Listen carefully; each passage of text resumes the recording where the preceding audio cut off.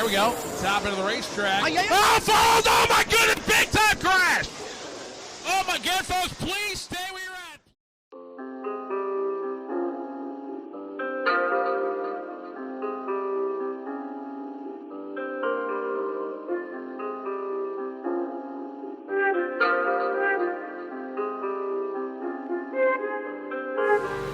I'm David Farlow. This is what's left of my '86 Mustang GT.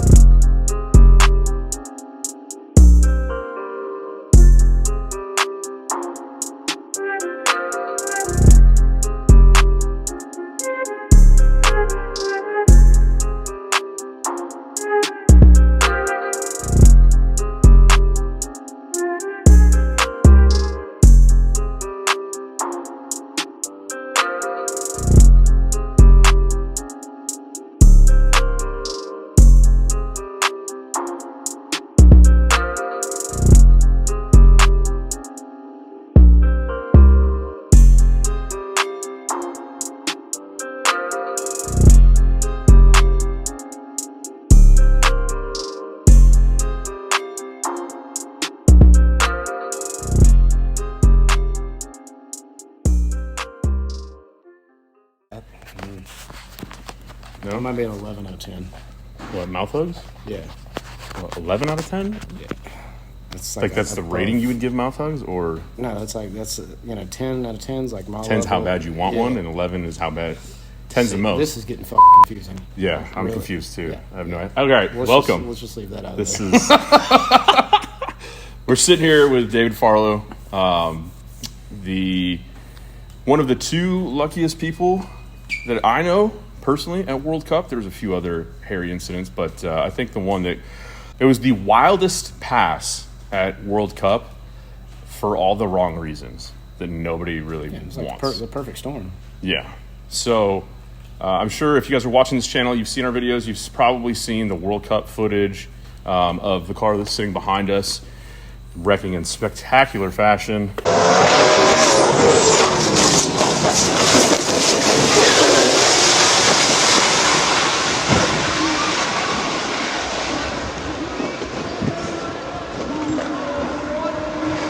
That was an 11 out of 10 for sure. Yeah. Yes. You didn't quite stick the landing, but Yeah. I mean, if Probably you land, I would have would given have you. been better if it was landed on the wheels. Yeah, I would have given you. Yeah. Well, what wheels were left on the car? It was still. Well, it was three. Three out of four ain't bad. 75%, and that's passing. That is. You know? Yeah. So. There's that. We're fortunate enough, though, that David is here and alive and breathing, and pretty much, other than a few little bumps and bruises, relatively unharmed. Same thing with the other driver. Shout out to Billy Coulson. Billy doesn't live anywhere near North Carolina, so we're going to superimpose his face somewhere. Probably at some point we'll just swap his face with David's, and I'll tell you to do your best Billy We impression. can maybe FaceTime him.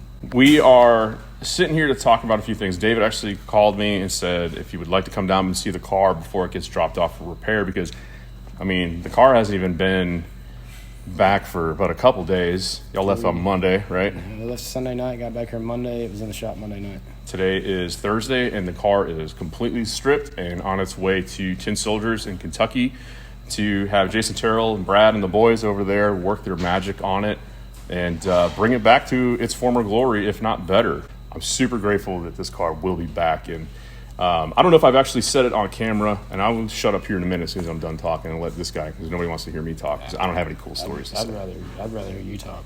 I'm a terrible people person. So, origin story behind the car was it belonged to your cousin, Sam. Yep. Right? And I'm about to turn 41 in about a week, and I have been seeing this car various stages since I was 16 years old.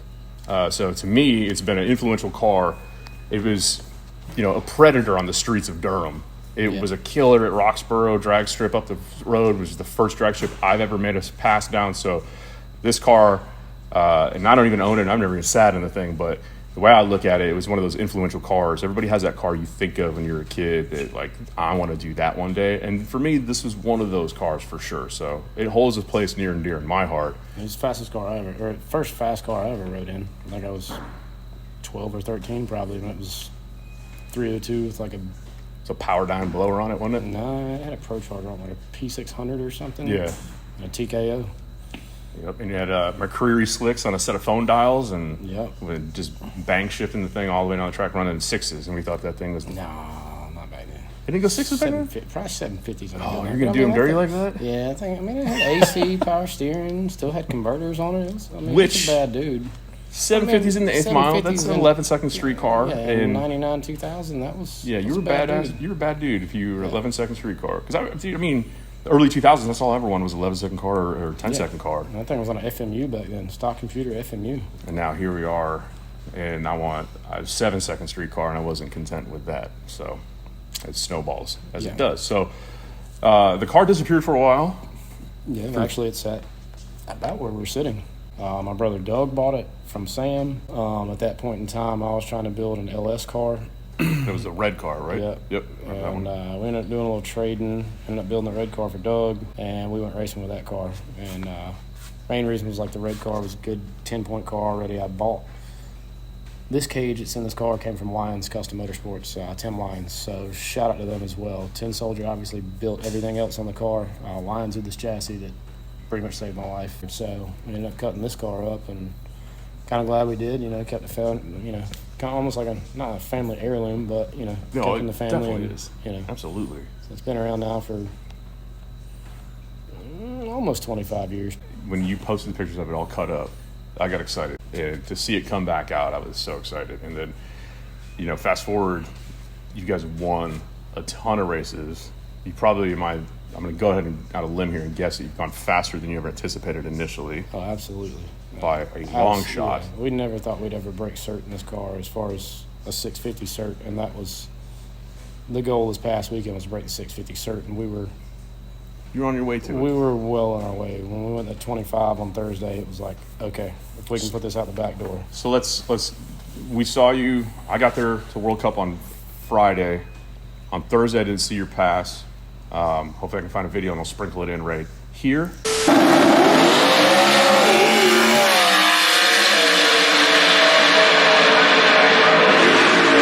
Wasn't that cool and exciting to watch? See, it's the magic of Hollywood right there. So it went when he says 25, it means 425 in the 8th mile. What's the mile an hour on that pass? What we go, Will? 178, 179? 178. Yeah. 178 miles an hour in the 8th of a mile. Now, to put that in perspective for everybody's like, 8 miles lame, quarter miles where it's at. My car went 798 at 178 in the quarter mile. So there's your difference. Now, MIR, World Cup Finals, is a quarter mile race, but you guys were shaking it down, correct? Yeah, that was first thing Thursday morning, 125. Thursday afternoon, that's when we tried to get after that 25 pass again in the heat of the day, kind of. Not quite the 25 pass, but just shy of it. And I went out, shook the tire, it knocked the tire off, and the car felt good, it rattled the tire. I swatted it one time and rode it through, and then kind of let out early, and I think it went I don't remember what it went on that pass, but it went like a 678, 204 or something like that.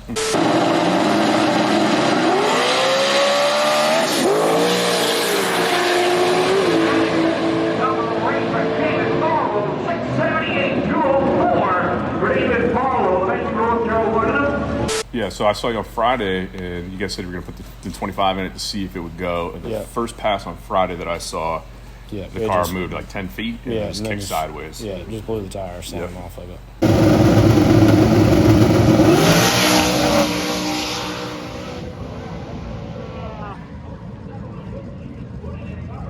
That's spicy meatball. Later in the afternoon, sun went down, air was getting better, track was going to tighten up, and did you guys... We slowed it down a little bit. Okay. I think it went 110, 285. And then the rest is the video you see on Facebook, on Instagram, on...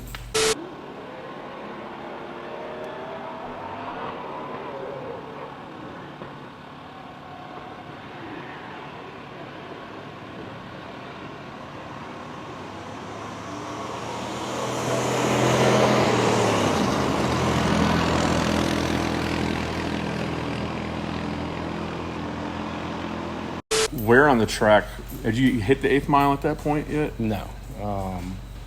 We struggle at Maryland. A lot of people will say it. A lot of people say it's not there. A lot of people will say it's there. There's a small transition in that racetrack. I guess between concrete and asphalt, whatever it is. That on a lot of cars it doesn't matter. And by transition, he means there's a bump in the road. Yeah, just a crack in the racetrack, and just this car is very light. It's 2,500 pounds for that race, or 25, something like that. So a lot of the heavier cars out there, they can run through there. And a lighter car that's not on stock suspension can probably run through there, but we always have trouble with it. We know a lot of guys that do. And it's always one of those things where it'll get through there and it might rattle the tire a little bit. And I mean, even on a great patch, this thing, I still hear the carbon fiber in the back of the car just kind of just make a rattling noise. And so what he's saying here, and correct me if I'm wrong, I'm just dumb it down for anybody that doesn't understand. Like, so there's a bump in the road, essentially, transition between when the track surface goes from concrete into asphalt. And if you've ever walked a racetrack, I've walked some of the, like Galat Motorsports Park, one of the best facilities in North Carolina. And when you get down to the end of the track, there's some gaps in the concrete that they're gonna be everywhere. you can put your foot into. Yeah. It'll take your shoe off, not because it's sticky, like it'll swallow your shoe. But when you're ripping over that, I mean, you basically jump it, With this, when it's a bump, though, and like you're saying, it's a light car, and then compound that with the way you run the suspension on this is you get all the separation in the back. So the rear shock is essentially topped out, and Very it's close. trying to continue to drive the tire. And so it's resisting compressing the suspension. So when you hit a bump like that, there's not a lot of give. And what often ends up giving is it just kicks, like Just somebody... traction gives way pretty much. It just kicks the back end of the car right in the crotch, and there's a picture that's been circulating through Facebook and Instagram where you can see there's a little bit of air under the passenger side rear tire on the car, and it's like a split second right before all hell breaks loose. Yeah. So you hit the transition. Like I said, it rattled the tire a little bit. Nothing felt crazy, and it kind of wiggled a little bit, and was like, okay, all right, we're going to be, we got through there, we're going to be on our way now, and then we weren't. Car just made a hard right, and kind of thought to myself, well, shit, this is where we're going to tear the front end off this thing at the wall, and then I was like, oh, damn, there's Billy, and I cased Billy, like T-boned him right in front of the tire, and it was time to ball up because shit was getting rowdy then. And, I would say, like, what was going through your mind? But, I mean, I can't even imagine. I mean, it was just like, oh, shit, Billy's right there. And about the time I saw the bottom of his car for a second, and then, just kind of, I guess it's probably just a roller coaster of emotion and sensory overload and everything else. An adrenaline dump. Like, you don't feel anything, I'm sure. I don't remember if I pulled or if I hit the button for the chutes or if they just came out, but next thing I know, EMS is all around me and shit. And so, do you remember if you watch the video, which I'll splice clips of it into there, you can see when he hits Billy in the door, it looked like a toddler kicking their Hot Wheels down the hallway. They were pissed. Billy's car just flipped over, like effortlessly, and slid on the roof, which, I mean, best worst case scenario for Billy, he just slid upside down for a little bit, or as Billy said, I was inverted.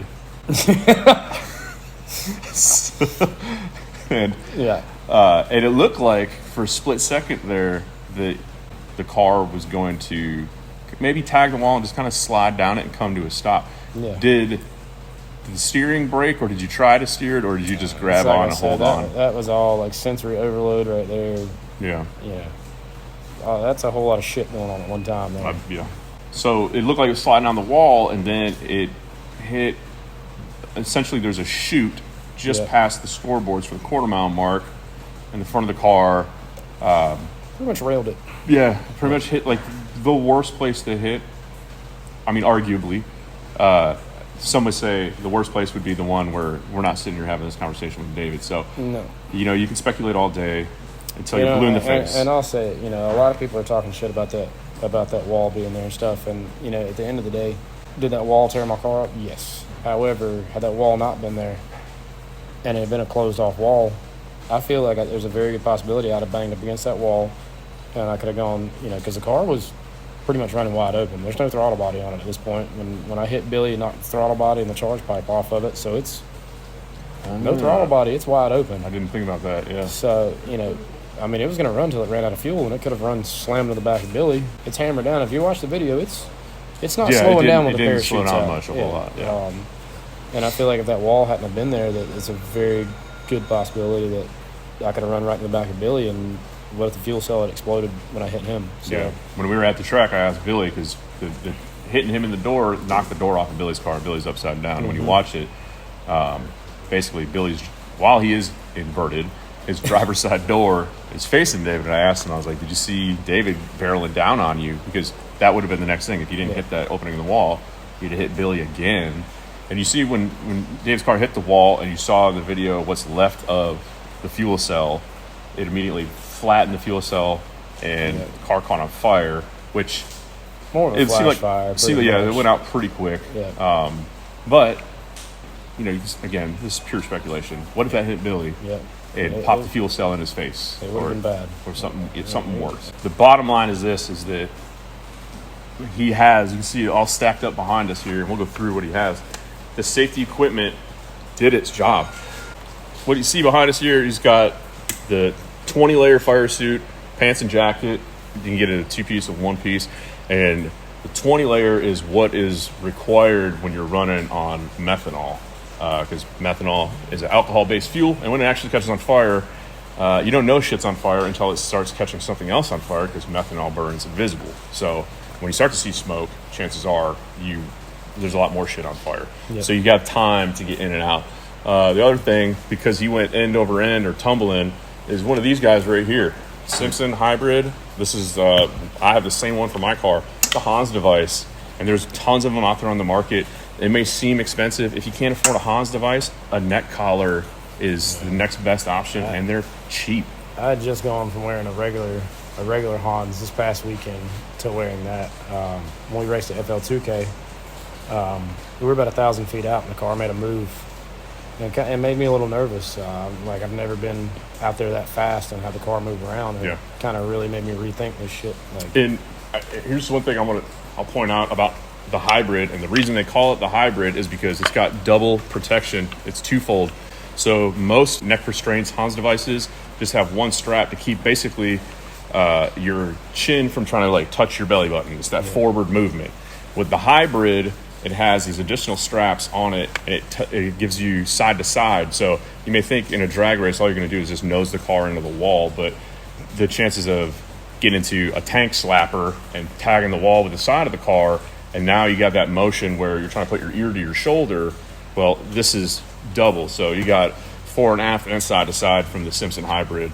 This is actually the one I recommend every time somebody asks, what Hans device do I want to get? It's this one. It's kind of a pain in the ass to get in and out of the car, but it is. That's the only downfall I have on that, is it does make getting in and out of the car difficult. But, I mean, I still got out freaking laid over on its side. So, impact ventilator. I've been wearing that thing for probably 2.5 years now, just after having a couple scares with inhaling alcohol on a shutdown or something like that. When you put it in diesel, that thing's fat. So, the Simpson, the hybrid definitely, it's hard to say. I mean, I don't know how I would have done if I was wearing the conventional Hans like I was wearing. I feel like that kept me a little better in shape. I mean, are there any big dings on the helmet or anything? There's nothing on the helmet. Nothing that wasn't already there. I mean, it kept my head where it's supposed to be. So. And the car, for those wondering, the car, it obviously has a funny car hoop in it. It's a 25.3 chassis. 25.3. So that chassis, 25.3, will technically certify to 650 as long as the car is less than 3,200 pounds. Something along those lines. And then 25.2, which is actually less bars than a 25.3, will certify to 6.0 as long as you're sub 3,000 pounds. So you mentioned earlier in here, you're going to outrun the cert. Well, that might have been the tag that was on the car. Yeah. Technically, as long as he weighs less than 3,000 pounds, the car was certified to go 6.0. So he wasn't technically beyond what the chassis is capable of handling. Clearly. I mean, he's allowed to tell the story. But the car did not have a full containment seat in it. You're just running a standard Kirky in there. Standard Kirky, and that's I mean, So I would probably say that the old Hans here did his job. Definitely did his job. I mean, that's the only thing that I wish I'd had in the car that I didn't is a containment seat, or at least head padding or something. Padding, yeah. Mostly the seat. Like I was in a Bear Kirky, and I can tell you, I feel it. I know I was in a Bear Kirky. I went to the doctor today because I've had some pain in the side of my rib cage. It's been there since Sunday. I thought it was just from partying so hard Saturday night. I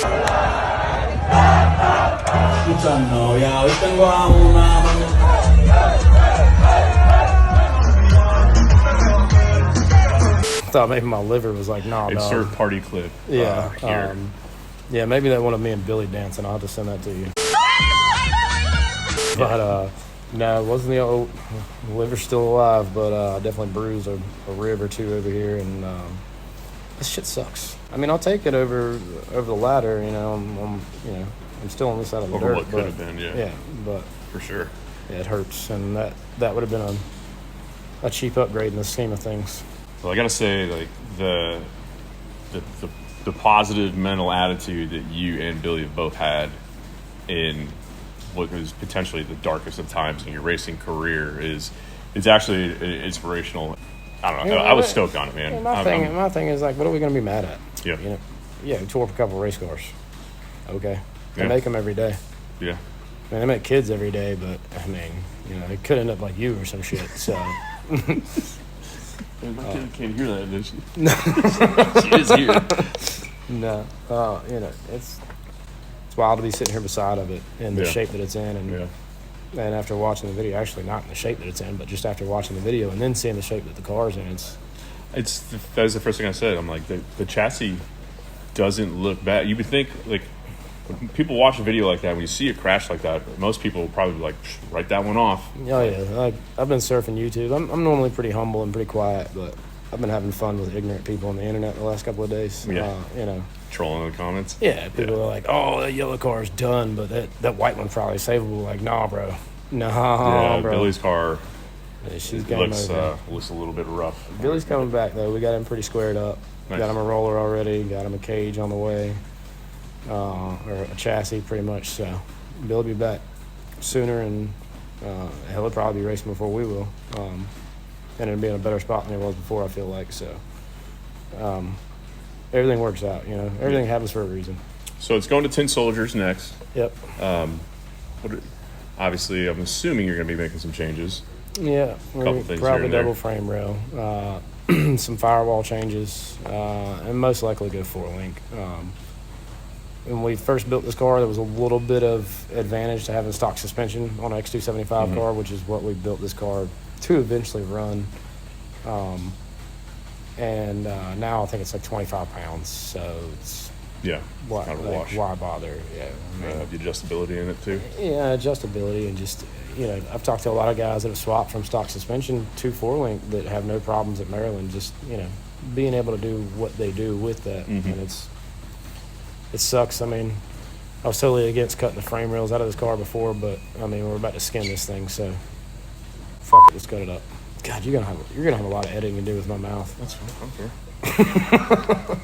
So, well, shout out to any sponsors that you would like to on this. Everybody. I know there's I mean, just at everyone that they do on Yeah, Facebook now in the groups. At everyone, man. I mean, there's so many people. We can't quit, man. We've got so many people that help us with this. Obviously, Tin Soldier, and again, shout out to Lions for this main cage here that I was sitting in, that I stayed sitting in. Modular head shop and TKM built us some badass motors. Precision had us at an 80 millimeter, and yeah, by the way, this thing went a 425 at 178 on an 80 millimeter. You hear that, everyone? Everyone who thinks you need a 91 millimeter turbo to go fast, pay attention. I want everyone to hear this. I mean, it's not your run-of-the-mill 80, but it's an X275 legal 80, but 80 millimeter turbo from Precision. Help us out greatly. Cameron's torque converters. Like I said, TKM does the bottom end, modular head shop does the top end, Tin Soldier rear end, it's all TRZ rear suspension, Menser Motorsports, obviously. Marky and John keep us taken care Are of. they going to warranty that strut that snapped off? I don't know about warranty. Is it outside of its intended use? I don't know. I think so. I think it was pretty far outside of its intended. I don't think it was meant to fly. TBM helps us out a lot. Holly,